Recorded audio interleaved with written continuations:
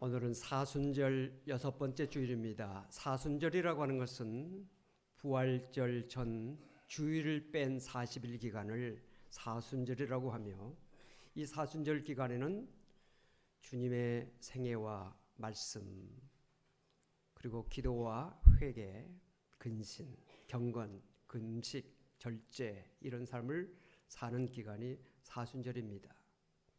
이 사순절 기간이면서 오늘은 종료주일입니다. 예수님께서 나귀를 타시고 예루살렘 성에 입성하실 때 많은 사람들이 종려나무 가지를 꺾고 들고 주님을 환영했던 것을 기념하며 지키는 종료주일입니다. 내일부터 한 주간은 고난주간입니다. 예수님께서 십자가를 지신 그 고난의 한 주간인데, 이 고난주간을 맞이해서 우리는 특별 새벽 기도를 제단을 쌓으면서 주님의 십자가와 부활을 묵상하고 그 말씀을 새기는 귀한 시간이 되겠습니다.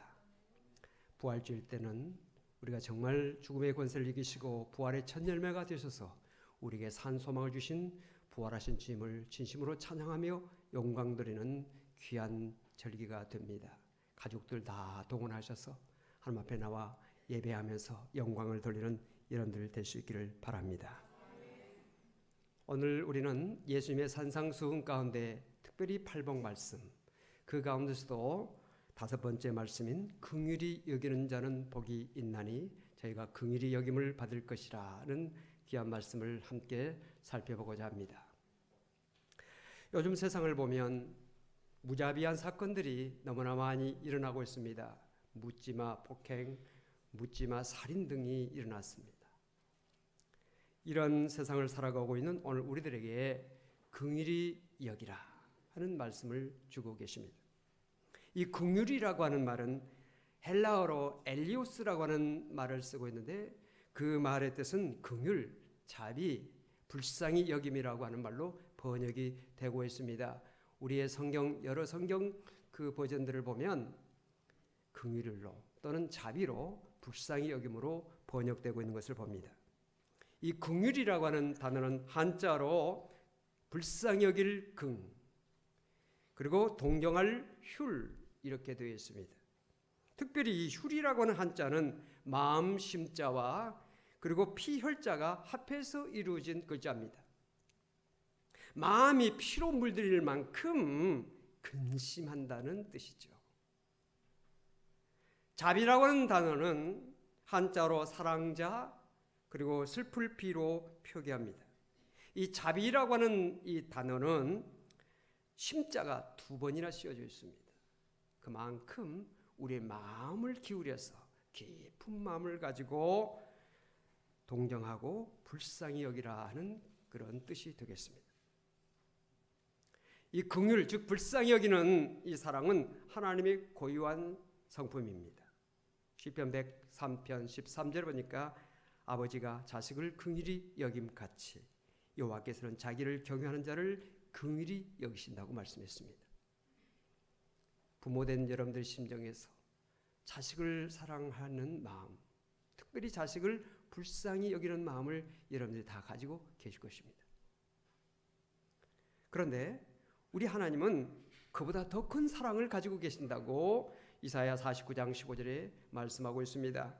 여인이 어찌 그 젖먹는 자식을 잊겠으며 자기 태에서 난 아들을 긍휼히 여기지 않겠느냐. 그들은 혹시 잊을지라도 나는 너를 잊지 아니할 것이라. 부모의 불쌍히 여기는 사랑보다도 더 큰 사랑으로 우리를 불쌍히 여기시는 하나님의 사랑을 이사야 선지자는 우리에게 잘 말해주고 있습니다. 인간의 긍휼은 부족하기 짝이 없습니다. 그러나 하나님의 긍휼은 풍성하시고 무한하십니다.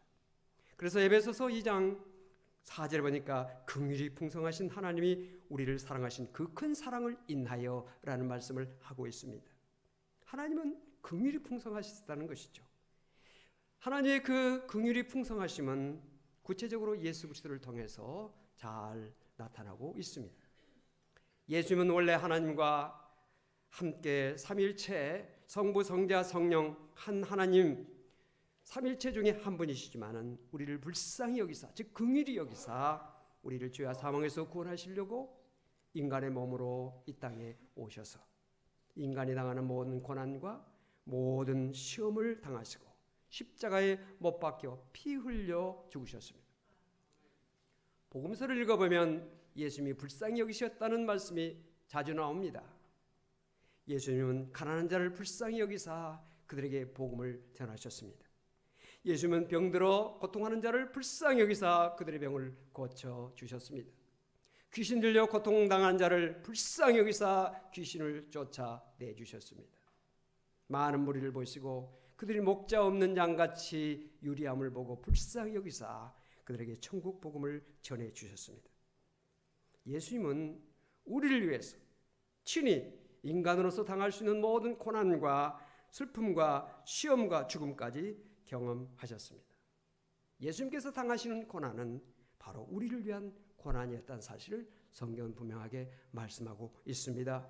이사야 53장 5절에 보니까 그가 찔림은 우리의 허물 때문이요 그가 상함은 우리의 죄악 때문이라. 그가 징계를 받음으로 우리는 평화를 누리고 그가 채찍에 맞음으로 우리는 나음을 받았도다.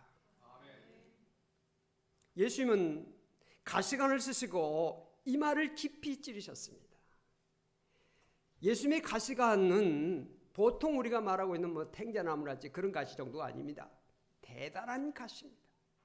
깊이 이마를 찔러서 그의 얼굴과 온몸을 피로 적셨습니다. 옆구리에 창을 찌르셨습니다. 그가 찌르신 것은 우리의 허물을 사하시기 위해서다 말씀하고 있습니다. 양손과 양발에 못이 박혔습니다. 우리의 손과 발로 지은 죄를 사해 주시기 위해서인 것입니다. 예수님이 징계를 받으신 것은 우리에게 평화를 주시기 위해서입니다. 채찍에 맞으신 것은 우리에게 나음을 주시기 위해서인 것입니다. 예수님이 이런 시험을 당하고 고난을 당하신 것은 시험 받는 자들을 능히 도와주시기 위해서라고 히브리서 2장 18절에 증거하고 있습니다. 그가 시험을 받아 고난을 당하셨은지요 시험 받는 자들을 능히 도우실 수 있느니라. 우리 인간을 진정으로 도우실 수 있는 분은 주 예수 그리스도라는 사실을 여러분들이 분명히 기억하시기를 바랍니다. 긍휼이 풍성하신 하나님, 그리고 우리 예수님께서는 우리를 위해서 긍휼을 아낌없이 베풀어 주셨을 뿐만 아니라 오늘 우리들에게도 긍휼히 여기며 살라고 교훈하고 계십니다. 그러면 긍휼히 여기며 살려면 어떻게 해야 됩니까? 먼저 하나님의 긍휼을 체험하고 알아야 합니다. 사랑을 받아본 사람만이 사랑을 제대로 할 수 있는 것처럼 긍휼을 받아본 경험이 있어야 긍휼을 잘 행할 수가 있는 것입니다. 에베소서 5장 1절과 2절을 보니까 그러므로 사랑을 받는 자녀같이 너희는 하나님을 본받는 자가 되고 그리스도께서 너희를 사랑하신 것 같이 너희도 사랑 가운데서 행하라. 그는 우리를 위하여 자신을 버리사 향기로운 제물과 희생 제물로 하나님께 드리셨느니라. 사랑을 받는 자녀같이 너희는 하나님을 본받는 자가 되라. 그리스도께서 너희를 사랑하신 것 같이 너희도 사랑 가운데 행하라고 하는 말씀이지요. 예수 그리스도는 우리의 삶의 모델입니다. 우리는 예수를 배우며 닮아가야 합니다. 너희 안에 이 마음을 품으라. 곧 그리스도 예수의 마음이라고 하는 빌립보서 2장 5절의 말씀은 우리 안에 예수님의 마음을 품으라고 하는 그런 교훈일 뿐만 아니라 우리의 삶의 노력이 어떤 노력이 되어야 된다는 사실을 말씀해 주고 있습니다. 마태복음 18장을 보면 1만 달란트 빚진 자의 비유가 나옵니다. 1만 달란트의 빚을 진 사람이 있습니다. 여러분 1만 달란트는 오늘날 돈으로 환산하면 수조억이 넘습니다. 저는 조라고 하는 그 숫자의 개념을 잘 파악할 수가 없어요. 조그만 그 계산기를 가지고 조를 눌러봤더니 숫자가 안 나오더라고요. 찍을 수가 없어요. 어마어마한 돈이란 뜻이죠. 근데 요즘 하도 큰 돈 이야기가 나오니까 돈에 대한 개념이 괜히 허파가 커져가지고 어마어마한 돈을 말하면서도 크다는 생각이 별로 안 들어요. 근데 5 식구가 앉아서 잠도 안 자고 쉬지 않고 계속 평생 새도 다 셀 수 없는 돈이 수억 원이에요. 수조. 이런 큰 돈 빚을 졌습니다. 다시 말하면 갚을 수 없는 어마어마한 빚을 졌다는 것이죠. 채주는 그 사람에게 빚을 갚으라고 말합니다. 내 몸을 팔고 내 아내를 팔고 내 자식들 다 팔아서 내 가진 재산을 다 팔아서 갚으라 라고 말합니다. 그 종이 엎드려 제발 살려달라고 애걸 합니다. 주인은 불쌍히 여겨서 그 많은 돈을 다 탕감해 줍니다. 그런데 그 종이 나가서 자기에게 100데나리온의 빚을 진 자기의 동료, 자기 친구죠. 멱살을 잡고 빚을 갚으라고 호통을 합니다. 데나리온은 하루 노동자의 품삯이시죠. 100데나리온 하면 석 달 열흘 동안에 일을 해서 쓰지 않고 모은 돈을 의미합니다. 그러나 이 1만 달란트에 비하면 비교할 수 없는 적은 돈이지요. 자기 친구가, 자기 동료가 자기에게 빚을 졌는데 멱살을 붙잡고 감옥에 집어넣죠. 동료들이, 친구들이 그를 보고 너무 탁하게 여겨서 그 주인에게 가서 말합니다. 이만저만해서 이렇게 했다고. 주인이 화가 나가지고 다시 불러드립니다. 나는 너에게 많은 돈을 탕감해 줬는데 너는 그래 너의 친구, 동료의 돈을 좀 얼마 되지 않는 돈을 안 갚는다고 감옥에 집어넣었어? 너도 내 돈을 갚아. 감옥에 집어넣었다는 이야기가 마태복음에 나오는 그런 말씀인 것입니다. 주인이 분노한 이유는 그 종이 자기의 마음을 이해하지 못했습니다. 그리고 주인의 마음을 본받아서 자기에게 빚진 동료의 빚을 탕감해 주도록 그런 마음을 그에게 갖도록 해줬는데 그 마음을 갖지 않았기 때문에 그 주인이 화가 난 것입니다. 오늘 우리가 예수 그리스도의 십자가를 통해서 탕감받는 빚은 1만 달란트보다도 더 큰 그리고 더 많은 빚이라는 사실을 우리는 알아야 합니다. 이 빚은 우리 일평생 갚아도 갚을 수 없습니다. 우리의 인간의 모든 노력을 다 쏟아도 갚을 수 없습니다. 심지어 우리의 생명을 바쳐도 그것을 팔아서 한다 해도 갚을 수 없는 빚인 것입니다. 그런데 이 큰 빚을 우리 주 예수 그리스도께서 자신의 몸을 십자가에 못 박아 죽고 피를 흘려 그 모든 죄를 탕감해 주셨다는 사실이 기독교의 복음이 옳시다.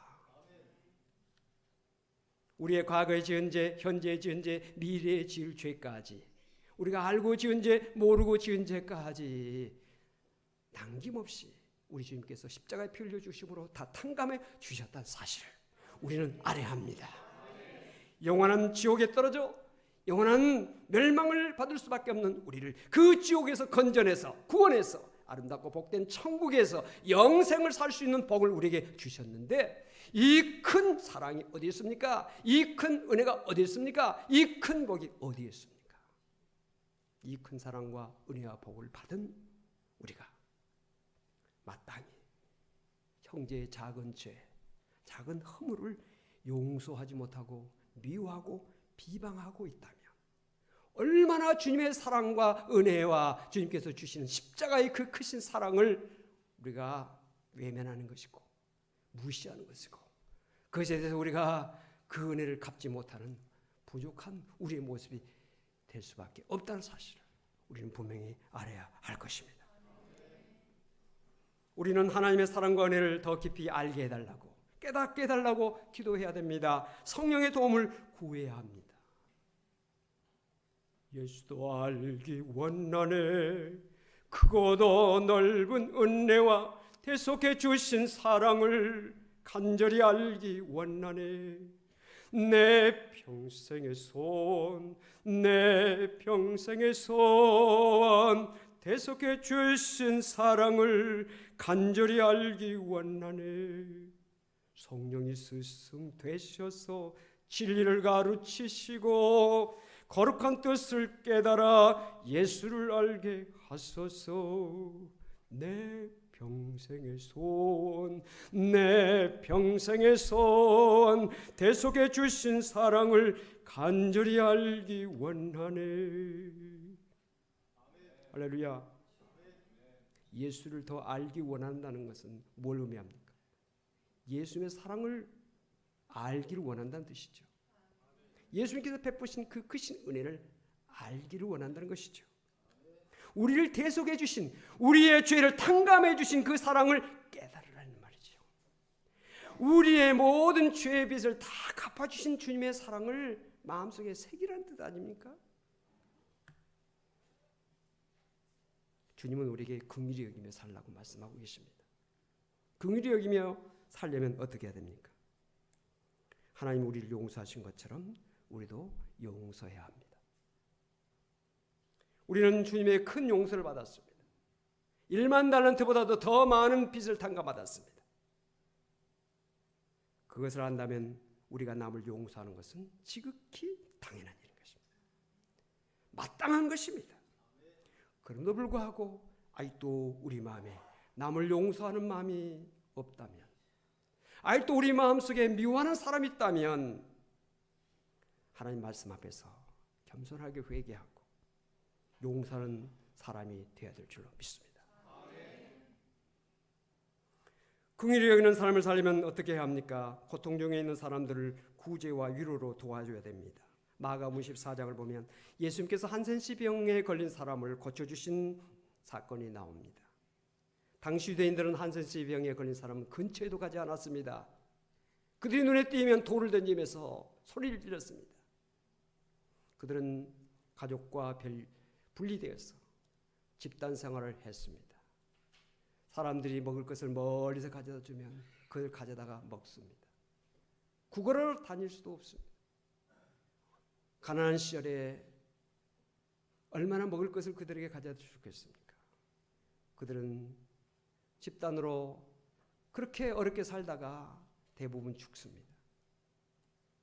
그 불쌍한 한센시 병에 걸린 그 환자를 예수님께서 직접 곁에 가셔서 그의 문드러지고 고름이 흐르고 있는 그 상처를 손을 대시고 어루만져 주시면서 고쳐주셨다는 사실은 예수님께서 얼마나 불쌍히 여기는 사랑을 베풀었다는 사실을 우리에게 잘 말해주고 있습니다. 오늘 사랑하는 성도 여러분들 가운데도 병든 자, 어려움 당한 자, 주님의 그 사랑의 손길로 그 싸매주고 어루만져 주는 그 손길에 함께 하셔서 여러분의 병에서 고침받는 귀한 시간 되시기를 주름으로 축원합니다. 러시아의 문호 톨스토이의 일화에 대한 이야기를 우리가 알고 있습니다. 그가 한 번은 길을 가고 있는데 거린이 동냥을 해왔습니다. 주머니를 뒤졌더니 돈이 한 푼도 없었습니다.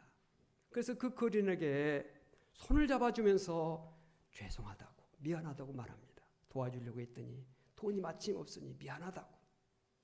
그랬더니 그 거린은 오히려 눈물이 글썽거리면서 감격했습니다.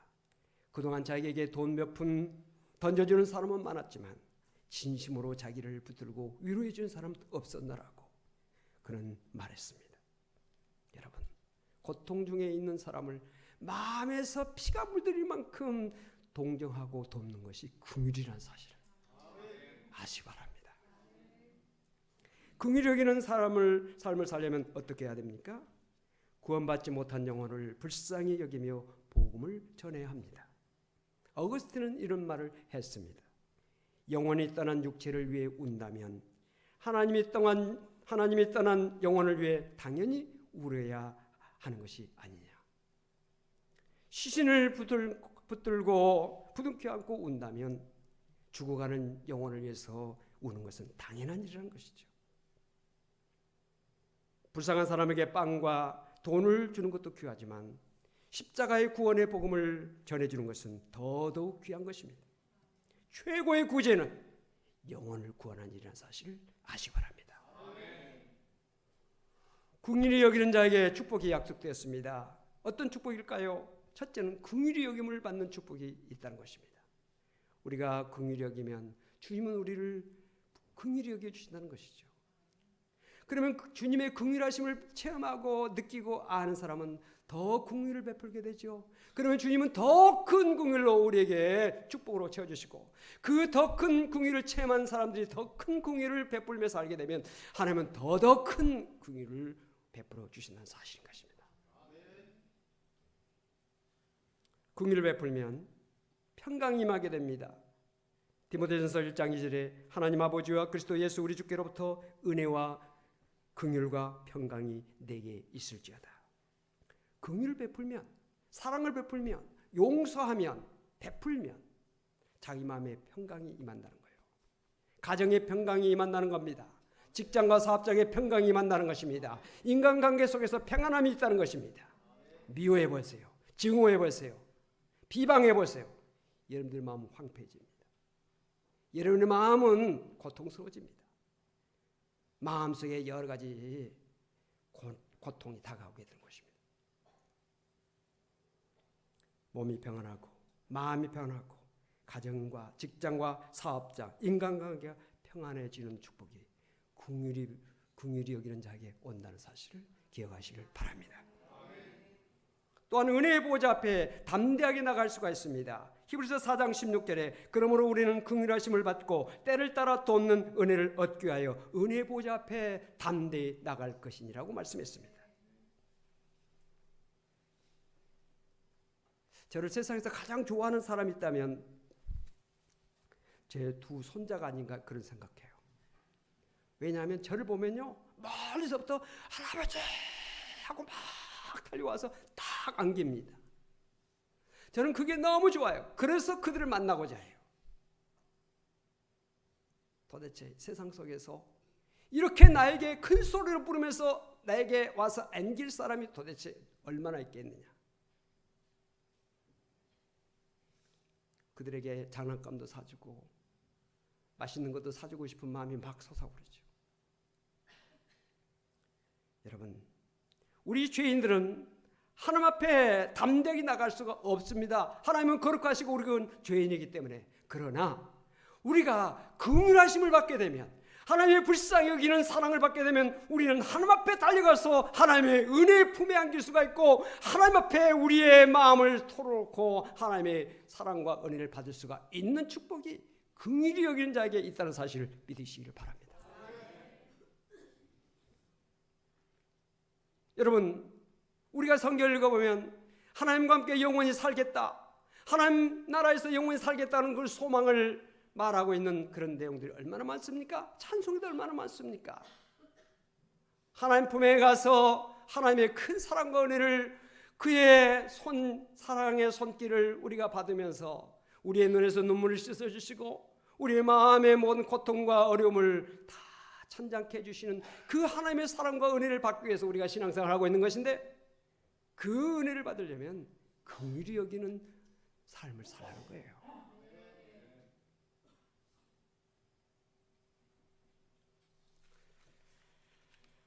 긍휼히 여기는 자에게 또한 천국의 상급이 있습니다. 마태복음 25장 31절 이하를 보면 하나님 앞에 모든 사람이 양과 염소처럼 오른쪽과 왼쪽에 다 세우게 됩니다. 의인은 오른쪽에, 죄인은 왼쪽에. 그런데 하나님께서 의인으로 인정하신 사람이 누구입니까? 긍휼히 여기는 자라는 거예요. 줄인 자에게 먹이고 목마른 자에게 마시게 하고 헐벗은 자에게 입혀주고, 그리고 옥에 갇힌 자를 돌본 사람, 고통 가운데 어려움 가운데 있는 자들을 불쌍히 여기서 그들을 돕고 그들에게 베푼 사람이 의인이라고 주님께서 인정하실 뿐만 아니라 천국에 들어가는 축복을 주신다는 사실을 마태복음 25장은 분명하게 말씀하고 있는 것입니다. 의인은 영원한 천국에 들어가는 복을 받게 되지만 죄인, 즉 긍휼을 베풀지 못한 사람, 남을 불쌍히 여기고 돕지 못하고 외면하는 사람은 꺼지지 않는 불에 던진다고 마태복음 25장에 말씀하고 있지 않습니까? 긍휼은 베풀어도 좋고 안 베풀어도 좋은 것이 아니에요. 선택사항이 아니라 필수입니다. 우리 예수 믿는 사람들 필수예요. 왜 필수입니까? 주님의 큰 사랑을 받은 사람이 성도인데, 주님의 큰 사랑을 받은 사람이 의인인데, 주님의 큰 사랑을 받은 사람이 오늘 우리들인데, 그 크신 사랑을 받은 것을 보답하는 삶을 살아야 주님의 사랑과 은혜와 축복을 받는다는 것이고, 그것을 하지 않는 사람은 주인의 마음을 모르는 사람, 하나님의 마음을 모르는 자로서 책망받을 수밖에 없는 분명한 말씀을 우리가 성경에서 읽지 않습니까? 사랑하는 성도 여러분, 오늘 주님은 우리에게 긍휼히 여기는 자가 복이 있다고 분명하게 말씀하고 있습니다. 이 말씀을 마음속에 새기고 이 말씀대로 살기 힘쓰는 우리 모두가 되어지기를 바랍니다. 기도하십시다. 하나님 감사합니다. 긍휼히 여기는 자가 복이 있다고 말씀하셨습니다. 긍휼히 여길 수 있는 마음을 저들에게 주시옵소서. 성령으로 도와주시옵소서. 말씀으로 새롭게 하여 주시옵소서. 주님, 저들은 연약하여 주님의 도움을 받을 수밖에 없습니다. 우리의 마음을 움직여 주시고 말씀으로 새롭게 하여 주시옵소서. 성령으로 우리를 변화시켜 주시옵소서. 예수 이름으로 간절히 기도하옵나이다. 아멘. 강종호 집사님 좀 나와서 같이 찬양해 주시기 바랍니다.